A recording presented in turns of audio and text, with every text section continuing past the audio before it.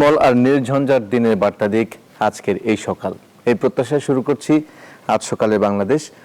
শুরুতেই ইতিহাসের এই দিন থেকে ঘুরে আসবো। ইতিহাসে এই দিনটিকে করেছেন নানাভাবে স্মরণীয়। ঘুরে আসি, দেখে আসি ইতিহাসের এই দিনে কি কি আছে।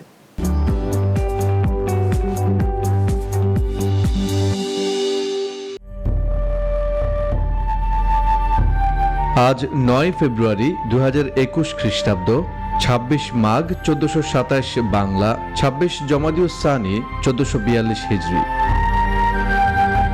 ১৬৩৯ সালের এই দিনে অলিভার ক্রমওয়েলের নেতৃত্বে ইংল্যান্ড প্রজাতন্ত্রের শাসনের শুরু হয়। ১৮৯৫ সালের আজকের দিনে উইলিয়াম জি মর্গ্যান ভলিবল খেলার প্রচলন করেন। প্রথমবারের মতো পরীক্ষামূলক উড্ডয়নে যায় বোয়িং ৭৪৭ বিমান ১৯৬৯ সালের আজকের দিনে। ১৯৯১ সালের এই দিনে লিথুনিয়া সোভিয়েত ইউনিয়ন থেকে বিচ্ছিন্ন হওয়ার পক্ষে ভোট দেয়। ১৯৯৪ সালের এই দিনে গাজা ও জেরিকো থেকে ইসরায়েলি অপসারণ ও সেখানে ফিলিস্তিনি স্বায়ত্তশাসন প্রদানে ইসরায়েল ও ফিলিস্তিন মুক্তি সংস্থার মধ্যে চুক্তি স্বাক্ষর হয়। নেলসন ম্যান্ডেলা দক্ষিণ আফ্রিকার প্রথম কৃষ্ণাঙ্গ প্রেসিডেন্ট হিসেবে দায়িত্ব গ্রহণ করেন ১৯৯৪ সালের আজকের দিনে। মার্কিন যুক্তরাষ্ট্রের নবম রাষ্ট্রপতি উইলিয়াম হেনরি হ্যারিসন জন্মগ্রহণ করেন ১৭৭৩ সালের এই দিনে। ১৯০২ সালের এই দিনে কথা সাহিত্যিক মনীষ ঘটক জন্মগ্রহণ করেন। বাংলাদেশের প্রথিত যশা শিক্ষাবিদ, প্রাবন্ধিক ও অনুবাদক কবির চৌধুরী জন্মগ্রহণ করেন ১৯২৩ সালের এই দিনে। ১৯৩০ সালের আজকের দিনে বাংলাদেশের প্রখ্যাত চলচ্চিত্র অভিনেতা ও পরিচালক সুভাষ দত্ত জন্মগ্রহণ করেন।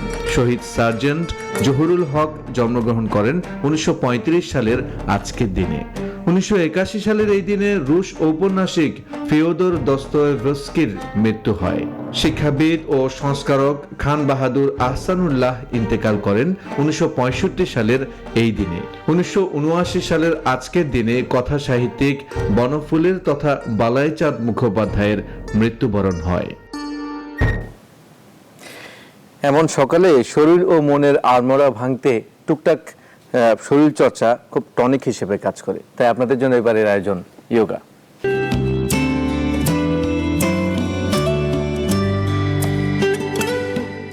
আসসালামু আলাইকুম প্রিয় শহীদ, আপনার উপর শান্তি বর্ষিত হোক।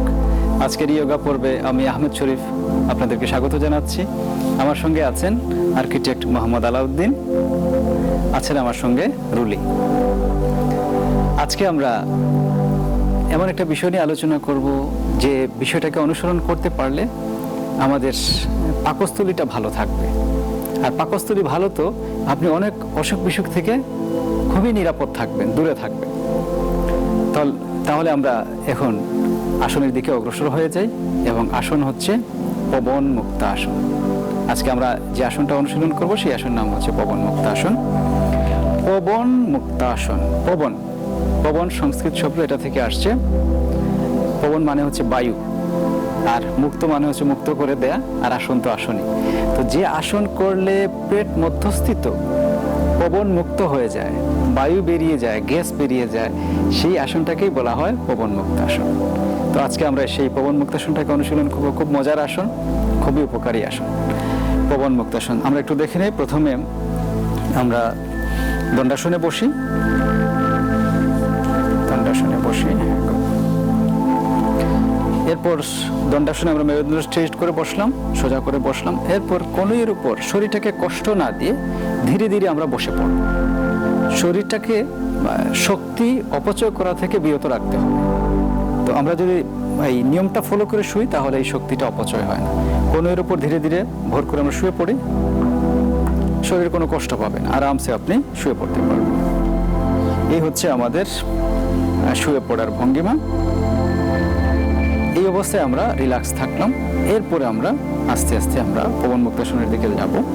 অর্থাৎ এই আসনটা শুয়ে করতে হয়। আমরা বসাচ্ছিলাম, শুয়ে পড়লাম। এবার শোয়া থেকে আমরা আসনটা দেখাচ্ছি। এক্ষেত্রে একটা বিষয় মনে রাখতে হবে, এই পবন মুক্ত আসনে আমরা দুইটা পাকেই তুলব, উপরের দিকে তুলব। কিন্তু সব সময় মনে রাখতে হবে আমাদেরকে আগে ডান পা তুলতে হবে। বলবেন কেন? এটার সায়েন্সটা কি? এটার সায়েন্স হচ্ছে, যদি আপনি ডান পাটা আগে না তুলেন তাহলে অ্যাসেন্ডিং কোলন, ডিসেন্ডিং কোলন এগুলোর সমস্যা হবে। অর্থাৎ আমরা যে কারণে এই আসনটাকে করতে চাচ্ছি অর্থাৎ পেটের যে অতিরিক্ত গ্যাস আছে, বায়ু আছে, সেটাকে বের করতে চাচ্ছি, সেটা হবে না, সেটা ভেতরেই থেকে যাবে। এ কারণে অবশ্যই ডান পা আগে তুলবেন, এটা মনে রাখতে হবে। তাহলে আমরা আসনের দিকে অগ্রসর হই। এবার আমরা ধীরে ধীরে ডান পাটাকে ভাঁজ করে হাঁটু ভেঙে, হ্যাঁ গুড। এবার দুই হাত দিয়ে হাঁটুটাকে আমরা চেপে ধরি। এবার আস্তে আস্তে আমরা আমাদের পেটে চাপ দেওয়ার চেষ্টা করব, অর্থাৎ আমাদের হাঁটুটাকে যতটুকু ভেতরের দিকে নিয়ে আসতে পারি, নিয়ে এসে আমরা চাপ দেওয়ার চেষ্টা করব। এই হচ্ছে, অর্থাৎ আপনি চাপ দিয়ে রাখতে হবে, এইরকম করে চাপ দিয়ে রাখতে হবে। আপনি খেয়াল করবেন প্রিয় দর্শক, যে আমরা যখন এই জিনিসটাকে করছি, এখানে কিন্তু চাপ দিচ্ছে, এই পাকস্থলীতে চাপ দিচ্ছে, এবং এই চাপ দেওয়াটাই হচ্ছে জরুরি। যত আমরা চাপ দিতে পারবেন, তত আমাদের যে পারপাস, সেই পারপাসটা সার্ভ হবে। তো অবশ্যই ডান পা আগে তুলতে হবে। এই অবস্থায় আমরা 10 সেকেন্ড থেকে 30 সেকেন্ড অবস্থান করব এই সিচুয়েশনে। আর অভ্যস্ত হয়ে পড়লে আপনি আরো বেশি সময় নিয়েও করতে পারেন। কিছুক্ষণ অবস্থান করার পর আমরা ধীরে ধীরে পাটাকে রিলিজ করে দেবো। হ্যাঁ, এবার একটু পা ছেড়ে দিন, ধীরে ধীরে পা ছেড়ে দিন। দুই হাত দেহের দুপাশে রাখেন। এবার আমরা আমাদের বাম পাটাকে তুলবো, একটু বাম পা ধীরে ধীরে তুলে আমরা, হ্যাঁ গুড, হ্যাঁ দুই হাত দিয়ে ধরি। এইরকম করে ইন্টারলক করে আপনি ধরতে পারেন, কেউ কেউ আবার এরকম করেও ধরেন, এটাই সহজ। এইভাবে করলে সহজ আপনি ধরতে পারবেন। নানান ভেরিয়েশন আছে ধরার, এটাকে আমাদের কাছে সহজ মনে হয়েছে। হ্যাঁ গুড, চাপ দেন, আর একটু চাপ, হ্যাঁ। এবং খেয়াল রাখতে হবে আমাদের নিচের হাঁটু যেটা আছে সেটা যেন স্ট্রেট থাকে, অর্থাৎ যতটুকু আপনি স্ট্রেট রাখতে পারেন স্ট্রেট রাখার চেষ্টা করুন। নিচের হাঁটুটা, পাটা স্ট্রেট থাকবে। এই অবস্থায় আমরা 10 সেকেন্ড থেকে 30 সেকেন্ড অবস্থান করব মিনিমাম। এবার আস্তে আস্তে আমরা এটাকে ছেড়ে দেই, একটু রিল্যাক্স করেন। এই হলো এক রাউন্ড, অর্থাৎ ডান পা বাম পা এটা মিলে হচ্ছে একটা। আবার এটাকে চাইলে আপনি 3টার সমন্বয়ে, অর্থাৎ প্রথমে ডান পা, তারপরে বাম পা, তারপরে 2 পা একসঙ্গে জড়ো করেও একটা সেট তৈরি করতে পারেন। এবার আমরা এই 2 পা একসঙ্গে জড়ো করে সেট তৈরি করার প্রক্রিয়াটা দেখব। আগে আমরা এক পা করে করেছিলাম, এবার আমরা 2 পা একসঙ্গে জড়ো করে তুলে এটাকে অনুশীলন করব। এবার তাহলে আমরা 2 পা ভাঁজ করি, হাঁটু ভেঙে ভাঁজ করি, হ্যাঁ গুড। এবার 2 হাত দিয়ে ধরি, আগের নিয়ে এবং চাপ দেওয়ার চেষ্টা করি। খেয়াল করে দেখবেন এই জায়গাগুলোতে কিন্তু চাপ পড়ছে, পাশাপাশি কিন্তু আরামও লাগছে। শুধু যে চাপ পড়ছে তা না, একটা আরামের অনুভূতিও আছে, একটা আরামের অনুভূতিও আপনি পাচ্ছেন। হ্যাঁ গুড, রিল্যাক্স। প্রয়োজনে চোখটাকে বন্ধ করেও রাখতে পারেন, হ্যাঁ খোলাও রাখতে পারেন। বিশেষ করে হাঁটু বাঁকা হচ্ছে, পেটে চাপ পড়ছে, ইন্টারনাল যে অর্গানগুলো আছে সেই ইন্টারনাল অর্গানগুলো খুব শক্তিশালী হয় এই আসন করার মধ্য দিয়ে। এবার আমরা ধীরে ধীরে আগের পজিশনে চলে যাই, আগের পজিশনে আস্তে আস্তে রিল্যাক্স। তো এই 3টা মিলেও আপনি একটা সেট করতে পারেন, অর্থাৎ প্রথমে ডান পা, তারপরে বাম পা, তারপরে 2 পা একসঙ্গে জড়ো করে এটাকে একটা সেট মনে করতে পারেন। এই হলো এক সেট। এরপর আবার শুরু করবেন ডান পা বাম পা 2 পা একসঙ্গে, 2 বার হলো 2 সেট। এরকম করে 3 থেকে 5 সেট আপনি এক সিটে, এক শোয়াতে, এক অনুশীলনে আপনি করতে পারেন, তাহলেই হলো। প্রয়োজনে আপনি আরো যখন অভ্যস্ত হবেন আরো সময় বাড়াবেন, সেটা পরের বিষয়। প্রাথমিকভাবে আপনি এইভাবে এটাকে চর্চা করতে পারেন। তো এই আসনটা করলে কি লাভ হয়? প্রথম যে লাভ হচ্ছে, পাকস্থলী ভালো, তো আমরা অনেক অসুখ বিসুখ থেকে ভালো। পেট মধ্যস্থিত যে বায়ুটা জমে আছে সেই বায়ুটা ভেতর থেকে বের করে দেয়, অতিরিক্ত যেটা আছে সেটা বের করে দেয়। হাঁপানির জন্য উপকারী, যাদের অ্যাজমা আছে এই আসনটাকে অনুশীলন করবেন, অ্যাজমার জন্য খুবই উপকারী আসন। পাকস্থলী, যকৃৎ, প্লিহা বা স্প্লিন এগুলো কর্মক্ষম হয়। আপনি দেখবেন ইন্টারনাল অর্গানগুলোতে চাপ পড়ে, প্যানক্রিয়াস থেকে শুরু করে অনেক ইন্টারনাল অর্গান যেগুলো আছে সেগুলোর গঠন ভালো হয়, সেগুলোর এক্সারসাইজ হয়, সেগুলো থেকে অতিরিক্ত চর্বিগুলোকে দূর করতে সহযোগিতা করে, এবং সার্বিকভাবে আপনি একটা প্রশান্তিময় জীবন পাবেন। কেন? কারণ পেটের অস্বস্তি নাই, তো আপনি শান্তিতে আছেন। আর খাবার খেলেন, সেটা যদি হজম না হয়, পেটের যে অর্গানগুলো আছে সেই অর্গানগুলো যদি ঠিকমতো কাজ না করে, খাবারটাও হজম হবে না, আপনার অস্বস্তি লাগবে, অশান্তি লাগবে। আর অশান্তি মানেই তো হচ্ছে জীবনটাই বৃথা। শান্তিটাই আমাদের কাম্য। তো আমরা যখন এই আসনটা করি আর পেটে গ্যাস জমে থাকলে যে বিষয়টা হয়, এটা অস্বস্তি কাজ করে। দেখবেন যে আপনার কাজ করতে অনীহা লাগছে, ভালো লাগছে না। এই পেটের অস্বস্তিটাকে দূর করার জন্য আমরা এই পবন মুক্তাসনের অভ্যাস করতে পারি। এবং পাশাপাশি আপনার পেটে যদি অতিরিক্ত চর্বি থাকে, আমরা খেয়াল করে দেখেছি যখন এই আসনটা করেছি যে পেটের উপর অতিরিক্ত একটা বলা যেতে পারে চাপ পড়ে। এই চাপের কারণে এটার এক্সারসাইজ হয়, এখানকার অতিরিক্ত চর্বি যেগুলো আছে সেগুলো ধীরে ধীরে দূর হয়, কোলেস্ট্রল বডিতে জমার সুযোগ পায় না। তো এটাকে আমরা অনুশীলনে প্রতিদিন রাখতে পারি, দেখবেন যে আপনার অনেক উপকার হচ্ছে। পবন মুক্তাসন, এটাকে ইংরেজিতে বলা হয় অ্যান্টি ফ্ল্যাটাস পোস্টার। ফ্ল্যাটাসটাকে বের করে দেয়, বায়ুটাকে, গ্যাসটাকে বডি থেকে বের করে দেয়। আমরা দেখলাম পবন মুক্তাসন। এবার আমরা একটা ধৌতি, ইয়োগাতে ধৌতি মানে হচ্ছে ক্লিনজিং, পরিষ্কার করা, ধৌতকরণ। যে প্রসেসে আমাদের বডির বিষাক্ত পদার্থ বের হয়ে যায়, যে প্রসেসে আমাদের শরীর ধোয়ার পাশাপাশি, এটা পরিষ্কার হওয়ার পাশাপাশি মনটাও যখন পরিষ্কার হয়, সেটাই হচ্ছে ধৌতি। তো ইয়োগাতে এই ধৌতিটাকে অনুশীলন করা হয়। আমরা আজকে একটা ধৌতি অনুশীলন করব, যে ধৌতিকে বলা হয় সহজ অগ্নিসার ধৌতি। সহজ অগ্নিসার ধৌতি মানে ইজি ফায়ার ক্লিনজিং। অগ্নি মানে হচ্ছে আয়ুর্বেদে, ন্যাচারোপ্যাথিতে বা আয়ুর্বেদে অগ্নি মানে হচ্ছে হজম সংক্রান্ত, আর আরেকটা অগ্নি হচ্ছে আগুন। তো যখন আমরা পেটের অস্বস্তিতে থাকি তখন কিন্তু ভেতরে আসলে আগুনই জ্বলে। আর আরেক অর্থে যদি আমরা বলি যে হজম শক্তি যদি ঠিক না হয় তাহলে কোনো কিছু ভালো হয় না।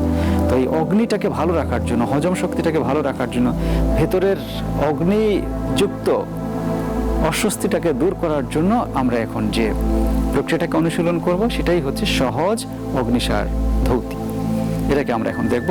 আমরা ধীরে ধীরে উঠে বসি, নির্দিষ্ট প্রক্রিয়া, শোয়া থেকে ওঠার নির্দিষ্ট প্রক্রিয়া আমরা উঠে বসি। গুড। এবার দুই পা সামনে ছড়িয়ে বসি, দুই পা সামনে ছড়িয়ে বসি। এখন আমরা যে আসনে বসে আছি সেই আসনের নাম হচ্ছে দণ্ডাসন। এই দণ্ডাসন থেকেই আমরা পদ্মাসনে যাব। পদ্মাসনে গিয়ে আমরা এই অগ্নিসার ধৌতিটাকে অনুশীলন করব। তো অগ্নিসার ধৌতি পদ্মাসনে যেই করতে হবে তা না। আপনি যদি পদ্মাসনে বসতে না পারেন তাহলে আপনি সহজ যে কোনো ধ্যানাসনে বসেও করতে পারেন। বিশেষ করে সুখাসন, বজ্রাসন, সেই আসনগুলোতে বসেও আপনি এই অগ্নিসার ধৌতিটাকে অনুশীলন করতে পারেন। তো আমরা এখানে পদ্মাসনে বসেই দেখাচ্ছি। প্রথমে ডান পাটাকে আমরা ভাঁজ করে নেই, ডান পাটাকে ভাঁজ করে নেই। আস্তে আস্তে গোড়ালিটাকে পেটে লাগানোর চেষ্টা করি, অর্থাৎ উরুর উপর দিয়ে নিয়ে। এবার অন্য পাটাকেও একইভাবে করে ফেলি। একটু ইজি করে আমরা একটু বসি, ইজি রিল্যাক্স করে বসি। দুই হাত হাঁটুর উপরে রাখি। এই পদ্মাসনে বসে আমরা করতে পারি। আর যদি পদ্মাসন না পারেন, সুখাসন, বজ্রাসন। গুড। এবার যে কাজটা করতে হবে, একটা বিশেষ মুদ্রা আমাদেরকে আয়ত্ত করতে হবে। মুদ্রা বলতে একটা বিশেষ ভঙ্গি। ভঙ্গিটা হচ্ছে এই, অর্থাৎ আমাদের যে মধ্যমা আছে এই মধ্যমাটাকে আমরা টাচ করব, বুড়ো আঙ্গুল দুটোকে উপরের দিকে রাখবো, বুড়ো আঙ্গুল দুটোকে উপরের দিকে রাখবো এইভাবে। তো এই যে আমরা করলাম, এটাকেই আমাদের নাভিতে আমরা নিয়ে যাব। আর যে বুড়ো আঙ্গুল দুটো আছে নাভিতে রাখলাম, মধ্যমা যে দুটো একসঙ্গে জড়ো করলাম সেটা এখানে রাখলাম, আর বুড়ো আঙ্গুলটাকে পাঁজরের শেষ মাথায় আমরা নিয়ে যাব। এবং এইভাবে চারটা আঙ্গুল, চারটা আটটা আঙ্গুল, আর পেছনে আমাদের বুড়ো আঙ্গুল দুটো এভাবে থাকলো। এরপর আমরা আমাদের বিশেষ প্রক্রিয়ায়, অর্থাৎ চারটা আটটা আঙ্গুল সামনের দিকে আছে, এই আটটা আঙ্গুল দিয়ে চাপ দেব, পাকস্থলীতে চাপ দেব, ছেড়ে দেব। হ্যাঁ, টাইট, রিল্যাক্স। টাইট করব, ছেড়ে দেব, চাপ দেব, ছেড়ে দেব, থামার দরকার নেই, চাপ দেব, ছেড়ে দেব। এই হচ্ছে আমাদের সহজ অগ্নিসার ধৌতি। তাহলে আমরা একটু দেখে নেই। হাতের পজিশন এই, হ্যাঁ, গুড। এবার এটাকে নাভিতে নিয়ে যাই, গুড। বুড়ো আঙ্গুলটাকে আমরা পাঁজরের শেষ মাথায়, যেখানে হাড় গিয়ে শেষ হয়েছে সেই দিকে আমরা নিয়ে যাই, পেছন দিকে। প্রিয় দর্শক, খেয়াল করবেন যে চারটা আটটা আঙ্গুল এখানে আছে। হ্যাঁ, আটটা আঙ্গুল থাকছে। আঙ্গুলগুলো জড়াবস্থায় থাকবে, একসঙ্গেই থাকবে, তাহলে চাপ দেওয়াটা সহজ হবে। এবার দম স্বাভাবিক রেখেই আমরা এই আটটা আঙ্গুল দিয়ে চাপ দেব, ছেড়ে দেব। হ্যাঁ, পেটে চাপ দেন, হ্যাঁ, ছেড়ে দেন, ঝট করে ছেড়ে দেন। চাপ দিচ্ছেন, ছট করে ছেড়ে দেবেন, চাপ দিচ্ছেন, ছেড়ে দিচ্ছেন। আবার বেশি করতে গিয়ে আঙ্গুলগুলো এইরকম করা যাবে না। হ্যাঁ, 4টা আঙ্গুল দিয়ে সমানভাবে চাপ দেবেন, ছেড়ে দেবেন। হ্যাঁ, চাপ দেবেন, ছেড়ে দেবেন, চাপ দেবেন, ছেড়ে দেবেন, চাপ দেবেন, ছেড়ে দেবেন। আঙ্গুলগুলোকে একসঙ্গে আমরা রাখার চেষ্টা করব, তাহলে প্রক্রিয়াটা খুব সহজভাবে হবে, সুন্দরভাবে হবে। গুড। এবার একটু বিশ্রাম নেন।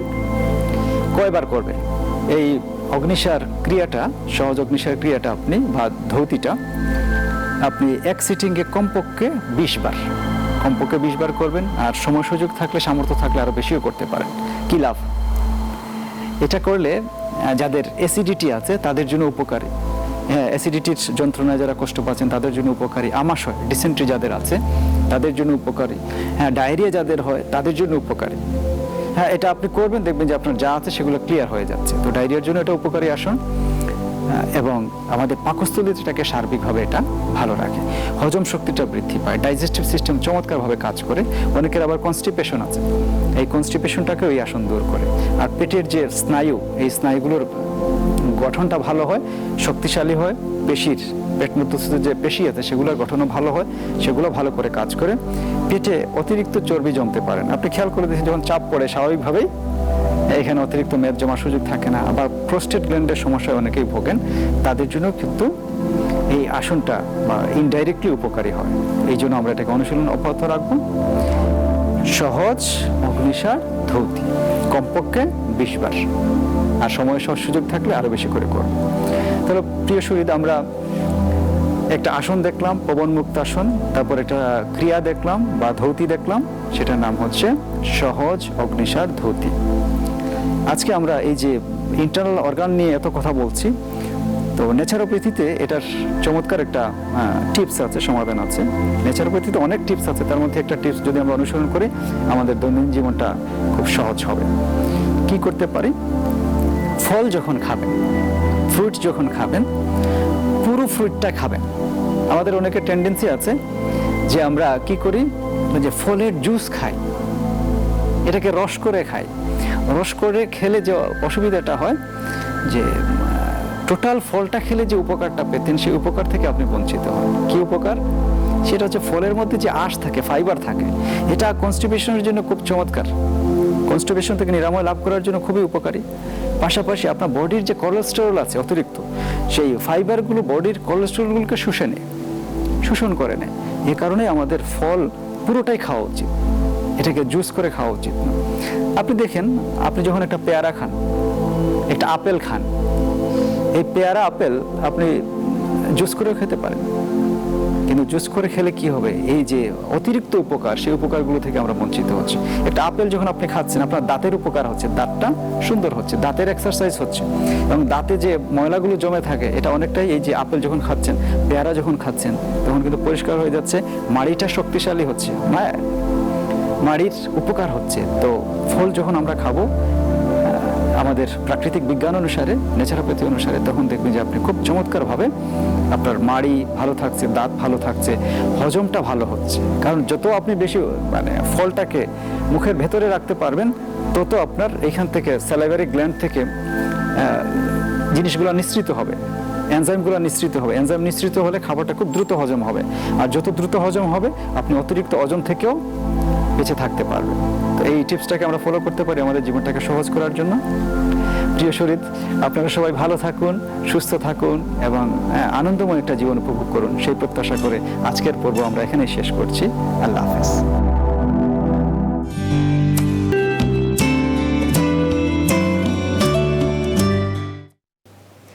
সুস্থ থাকার কিছু আসন দেখলাম ইয়োগাতে। দর্শক, আজ সকালে বাংলাদেশে নিচ্ছি বিরতি, সাথে থাকুন।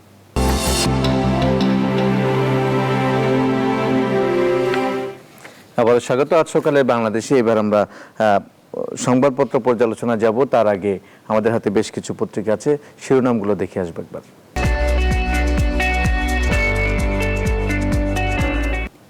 দর্শক, আমার হাতে অনেকগুলো পত্রিকা আছে, তারা বেশ কিছু সংবাদ তুলে এনেছে আমার হাতে। এই মুহূর্তে আছে বাংলাদেশ প্রতিদিন। বাংলাদেশ প্রতিদিন প্রধান সংবাদ শিরোনাম করেছে কাটছে সংখ্যা, বাড়ছে নিবন্ধন টিকার বিষয়ে, এবং আরেকটি আছে হাত ধোয়া মাস্ক পরা চালিয়ে যেতে হবে, প্রধানমন্ত্রী বলেছেন। আরেকটি আছে কর্মসূচি নিয়ে দুই দল মুখোমুখি, কঠোর হাতে দমন করবে আওয়ামী লীগ, ইস্যু ভিত্তিক কর্মসূচি নিয়ে মাঠে থাকবে বিএনপি। এরপর যে পত্রিকাটি আছে আমার হাতে কালের কণ্ঠ। কালের কণ্ঠ দেখতে পাচ্ছি সংবাদ করেছে প্রধান সংবাদ শিরোনাম করোনা পরিস্থিতির সঠিক চিত্র নেই কারো হাতে। আরেকটি আছে ঋণ শোধে 3 বছর চান ব্যাংক মালিকরা। এরপর আমার হাতে আছে প্রথম আলো পত্রিকা। প্রথম আলো পত্রিকা প্রধান সংবাদ শিরোনাম করেছে এবার ইউরোপের 3 দেশ থেকে রুশ কূটনীতিক বহিষ্কার। তার পাশাপাশি আরেকটি প্রধান শিরোনাম করেছে তারা মিয়ানমারে নির্বাচন দেওয়ার প্রতিশ্রুতি প্রধান জেনারেলের। এরপর আমার হাতে যে পত্রিকাটি আছে সমকাল পত্রিকা। সমকাল পত্রিকা দেখতে পাচ্ছি প্রধান শিরোনাম করেছে সরকারের শর্তেই মুষ্টিমেয় ঠিকাদারের হাতে সব কাজ, এবং আরেকটি আছে টিকায় আগ্রহ বাড়ছে। এরপর যে পত্রিকাটি আছে আমার হাতে ডেইলি সান। ডেইলি সান প্রধান সংবাদ শিরোনাম করেছে mega projects see 56.3% progress, GDP growth to shoot up by 2% on completion. আরটি আছে now all above 40 years eligible for vaccination. এরপর যে পত্রিকাটি আমি দেখতে পাচ্ছি আমার হাতে the Daily Star. Daily Star প্রধান সংবাদ শিরোনাম করেছে age brought down to 40 now. এরপর আরেকটি আছে government not sincere in curbing graft. তারপর আমার হাতে আছে বাংলা নিউজ 24। বাংলা নিউজ 24 প্রধান সংবাদ শিরোনাম করেছে মেডিকেল ভর্তির আবেদন শুরু 11 ফেব্রুয়ারি, পরীক্ষা 2 এপ্রিল। আরেকটি আছে দ্বিতীয় দিনের ভ্যাকসিনেশনে 92 জনের পার্শ্ব প্রতিক্রিয়া। এরপর যেটি আছে the new York Times. New York Times সংবাদ শিরোনাম করেছে senate sets trial rules after Trump's team blast case. এই ছিল মোটামুটি প্রধান সংবাদপত্রগুলোর সংবাদ শিরোনাম দেশ বিদেশের। আমাদের সাথে একজন অতিথি যুক্ত আছেন সংবাদপত্র পর্যালোচনার এই পর্বে। আমাদের সাথে আছেন জনাব নুরুল কবির, জাহাঙ্গীরনগর বিশ্ববিদ্যালয়ের সম্মানিত শিক্ষক। আপনাকে স্বাগত জানাচ্ছি আমাদের আজ সকালের বাংলাদেশে। আমরা যে বিষয়টি দেখতে পাচ্ছি টিকা নিয়ে বেশ কিছু সংবাদপত্র প্রধান শিরোনাম করেছে, টিকায় মানুষের আগ্রহ বাড়ছে, যে ধরনের সংখ্যা ছিল সেই সংখ্যাটা কমে আসছে এবং নিবন্ধনের পরিমাণও বাড়ছে। তার পাশাপাশি পার্শ্ব প্রতিক্রিয়া নিয়েও কিন্তু টুকটাক সংবাদ এসেছে। সব মিলিয়ে টিকার গুণগত মান নিয়ে কিভাবে আসলে যাচাই বাছাই করা যায় এবং সঠিক বন্টনের বিষয়ে আসলে কি ধরনের উদ্যোগ থাকা উচিত বাংলাদেশে টিকার ক্ষেত্রে, কি বলবেন? সঠিক বন্টনের জন্য আমরা বর্তমানে যে পদ্ধতিতে আগাচ্ছি সেটি মনে হয় যথাযথ। আমরা যে ডিজিটাল সেবাটি দিচ্ছি সেটির মান উন্নয়ন করা প্রয়োজন, যাতে সেটি সবার দোরগোড়ায় পৌঁছতে পারে, সবার কাছে যেতে পারে, সবাই আয়ত্তে নিতে পারে, যে কোনো বয়স, যে কোনো সমাজের যে কোনো স্তরে যাতে আমরা এই সেবাটি পৌঁছে দিতে পারি। এই জন্য ডিজিটাল সেবা এখন পর্যন্ত যেভাবে কাজ করছে সেটি আরেকটু দেখতে হবে, এবং দেখতে হবে যে এই সেবা চলমান থাকা অবস্থায় কি কি ত্রুটি হয়, আর সেই ত্রুটিগুলো যাতে যথাযথভাবে এবং খুব দ্রুত সমাধান করা যায় সেই বিষয়টি মাথায় রাখতে হবে, এবং সেটি যথাযথ কর্তৃপক্ষ দেখছেন বলে আমরা মনে করি। টিকায় আগ্রহ বাড়বেই। আমরা দীর্ঘ সময় ধরে টিকা জন্য অপেক্ষা করছি, এবং এই প্রতীয়মান বাস্তবতা হলো টিকা যদি আমরা সবাইকে দিতে পারতাম সেটি আরো ভালো হতো।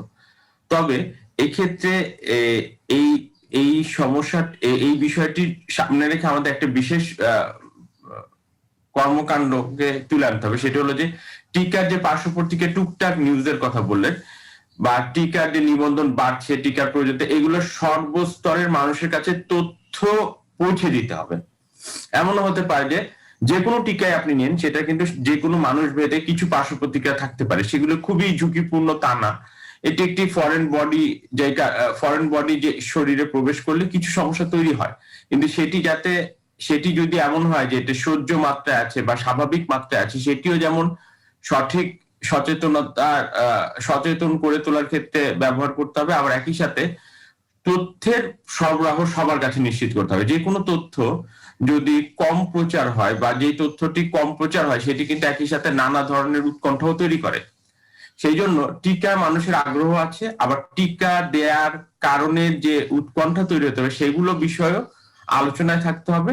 জনগণকে সঠিক জায়গায় সচেতন হতে হবে, এবং এক্ষেত্রে মিডিয়া এবং সরকারি কর্তৃপক্ষ সবাইকে সচেতন এবং দায়িত্বশীল ভূমিকা পালন করতে হবে। আর মনে রাখতে হবে, কালকে সম্ভবত 40 বছরের বয়স সীমা চলে এসছে, আমরা হয়তো আরো পেছনে চলে যেতে পারবো, মানে আরো কম বয়সে চলে আসবো।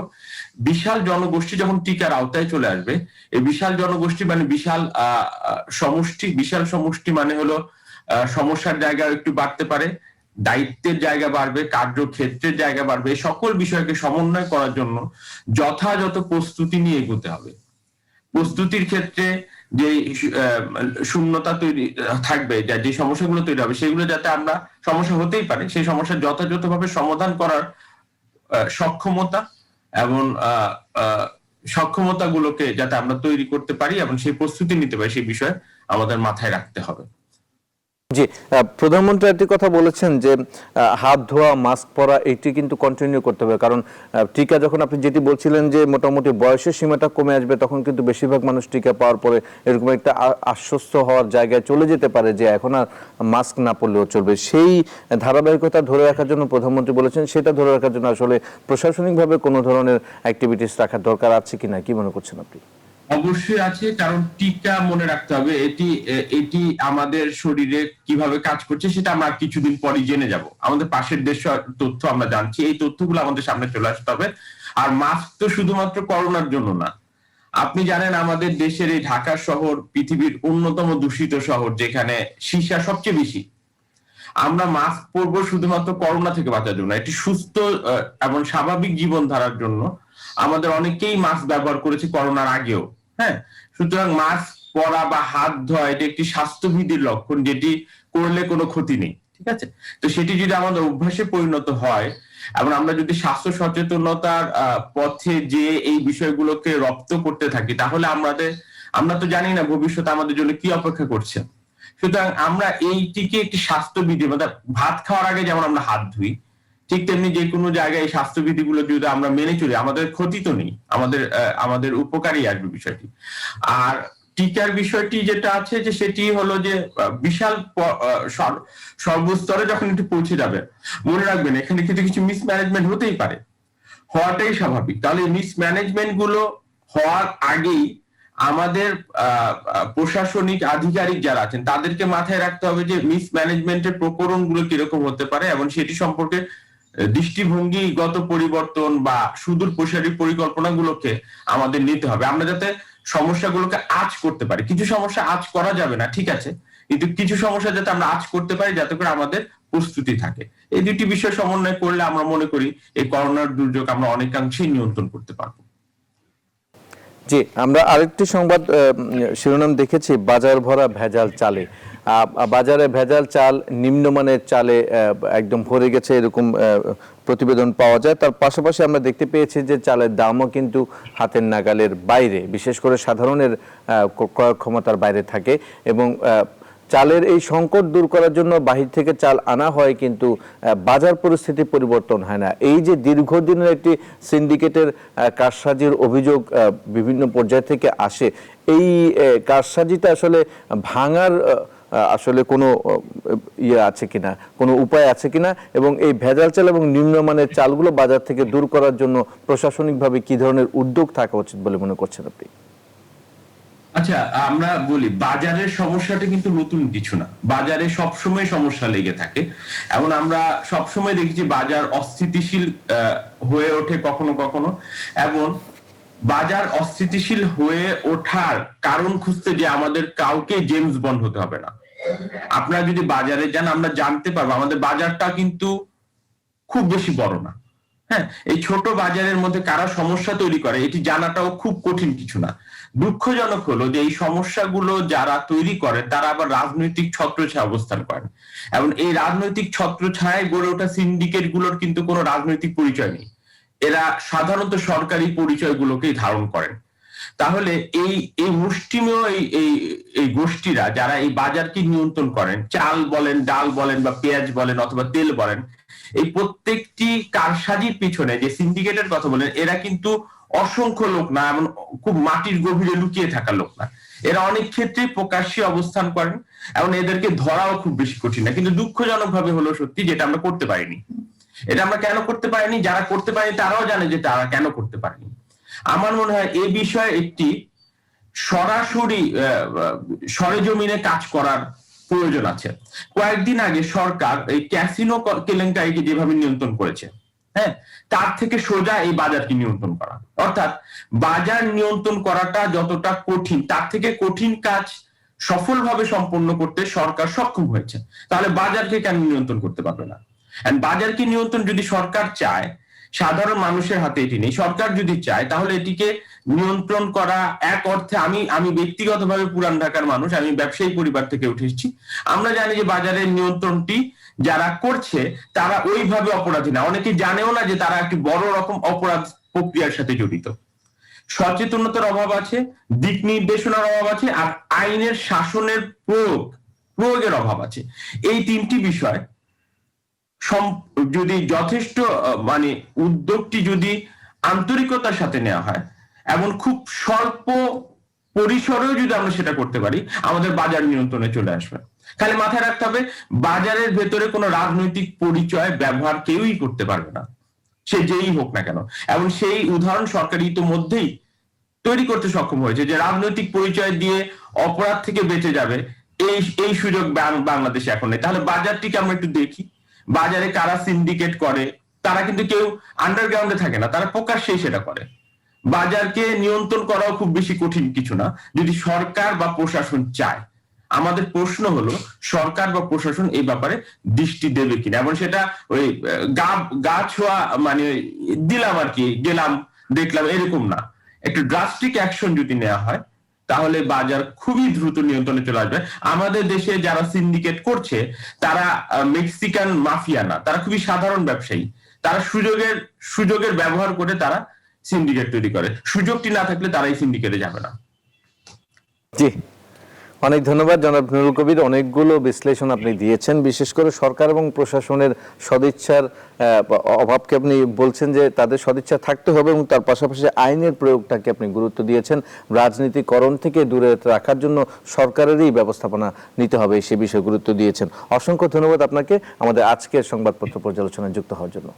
ধন্যবাদ দর্শক, সংবাদপত্র পর্যালোচনা আমরা অনেকগুলো বিষয় জানলাম আমাদের আজকের অতিথির কাছ থেকে। এই পর্যায়ে আমরা রাশিফল জানবো, অনেকে রাশিফল জানার আগ্রহ থাকে। রাশিফল জানাবেন জনাব কেসিপাল।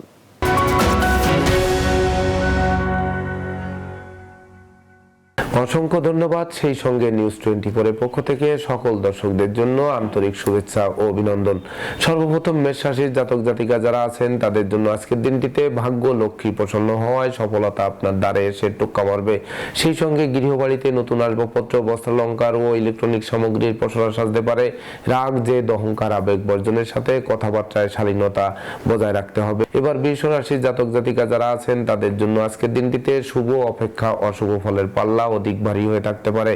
তাই তো ঘুষুৎকোষ গ্রহণ, নেশা জাতীয় দ্রব্য সেবন, ক্রয় বিক্রয়, অস্ত্রশস্ত্র বহন ও অস্ত্রশস্ত্রের অপপ্রয়োগ থেকে বিরত থাকতে হবে, নচেত শ্রী ঘরে ঢোকার পথ প্রশস্ত হয়ে পড়বে। এবার মিথুন রাশির জাতক জাতিকা যারা আছেন তাদের জন্য আজকের দিনটিতে প্রেম, রোমাঞ্চ, বিনোদন, ভ্রমণ, বন্ধুত্ব শুভ, এমনকি সুদূর প্রসারী হবে। সেই সঙ্গে দাম্পত্য সুখ শান্তি প্রতিষ্ঠার গ্রাফ চাঙ্গা হয়ে উঠবে।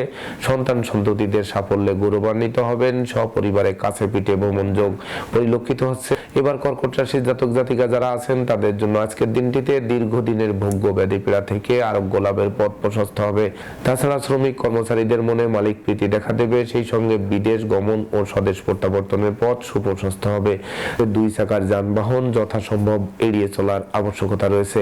এবার সিংহ রাশির জাতক জাতিকা যারা আছেন তাদের জন্য আজকের দিনটিতে হারানো ধন সম্পদ সম্পত্তি পুনরুদ্ধারের পথ প্রশস্ত হবে। মামলা মোকদ্দমার রায় পক্ষে আসবে। সেই সঙ্গে সন্তানদের কেরিয়ার, অধ্যয়ন, স্বাস্থ্য বিষয়ক দুশ্চিন্তার অবসান ঘটবে। অবশ্য পিতামাতার সাথে কারণে অকারণে মতানৈক্য তৈরি হলেও তা দীর্ঘস্থায়ী হবে না। এবার কন্যা রাশির জাতক জাতিকা যারা আছেন তাদের জন্য আজকের দিনটিতে দাম্পত্য জীবন কটুতায় ভরে থাকলেও বিচ্ছেদের সম্ভাবনা নেই।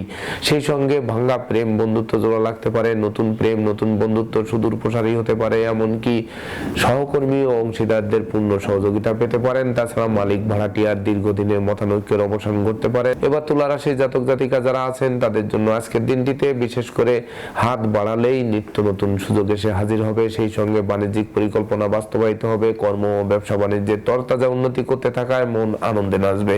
সেই সঙ্গে বিবাহযোগ্যরা বিবাহের পূর্ব প্রস্তুতি নিন, অচিরেই আপনাদের বিবাহের ডাক পড়তে পারে। এবার বৃশ্চিক রাশির জাতক জাতিকা যারা আছেন তাদের জন্য আজকের দিনটিতে হাত বাড়ালেই নিত্য নতুন সুযোগ এসে হাজির হবে। শূন্য পকেট পূর্ণ হয়ে উঠবে, ঋণ মুক্তির পথ প্রশস্ত হবে, ব্যাংক ব্যালেন্স ফুলে ফেঁপে উঠবে।